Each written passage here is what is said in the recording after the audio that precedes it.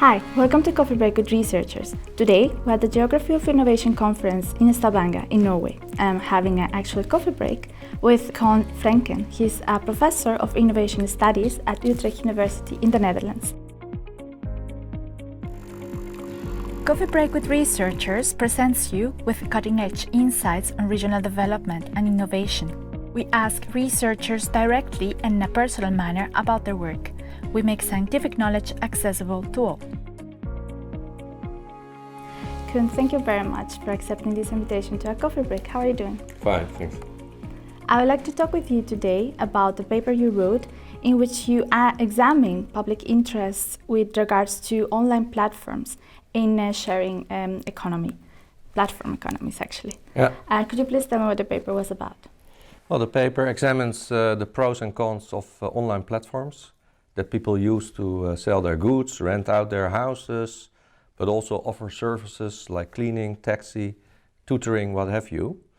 And there's a lot of political debate about how we have to manage and regulate those platforms. And this paper looks at all the positives and all the negatives of such platforms for society. So since this notion of platform economies are so important for your paper, could you please define it? Well, a platform brings together supply and demand through a website, but it also does much more because it regulates the way we trade, it monitors what we do, and it can also ban users in case they feel that users do not comply to their rules. So they act, what people say, as a private regulator in organizing markets, while before the government would regulate those markets. And this brings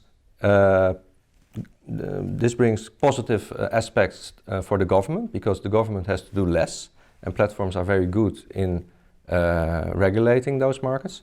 But it also raises new questions about the responsibility of those platforms, the privacy of the users, whether the taxes are being paid, and so forth.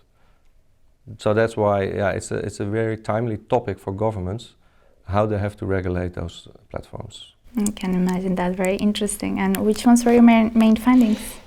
Well, we looked at car sharing, we looked at home sharing, we looked at Uber taxis and cleaning platforms. And the first finding is that it really depends on the sector and the platform you look at. What are the positives and what are the negatives? And the second finding is that the main political issue now emerging is the labor issue. The question whether the people who now freelance through those platforms should not be actually considered as employees of those platforms, because the platforms exert so much power over them that from a legal point of view it looks very much like an employer-employee relationship.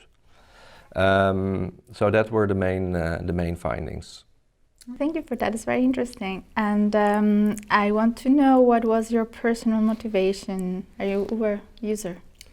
Not an Uber user, but a car sharing person. So I started renting a car from a car sharing organization back in 2013. And that was at the time in the Netherlands that Uber and Airbnb were about to start. And then I got interested in the whole phenomenon and started reading about it and starting researching it. And my personal interest is that this is typical and disruptive innovation, a big innovation, where it's not very clear in the beginning what are all the effects, but also not clear how you want to regulate it. Because without regulation, I think this will create too much problems. But you also don't want to forbid it. But you want to find new regulations that maximize the benefits, but also mitigate the problems that we see.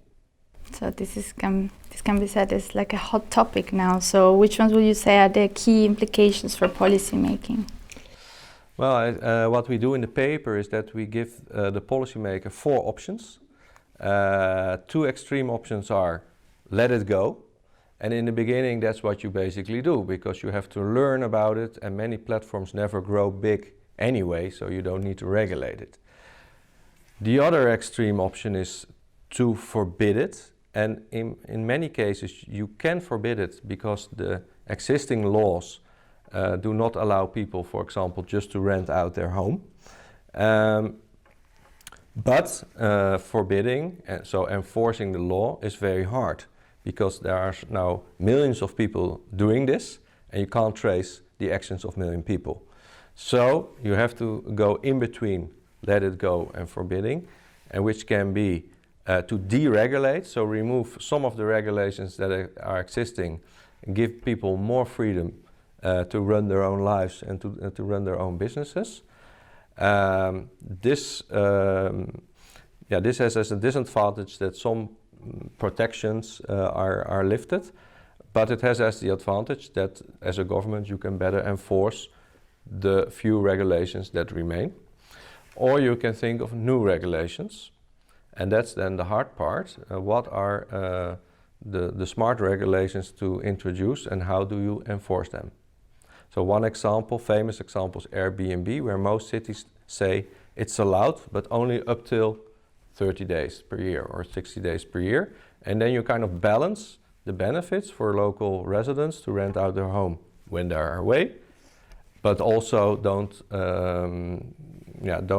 let it go and have people rent out their home for a whole year and running basically a hotel. So you have to find a balanced approach to regulation. That's a fascinating topic. Thank you very much. Again, finding the right balance in regulation is a very key thing. So thank you. Thank you for your insights, and wish you all the best for your future research, and hope to see you again in a coffee break. Okay, thank you. Thank you for watching. If you are interested in more details about this academic publication, please find here the link below. And see you next time. Bye-bye.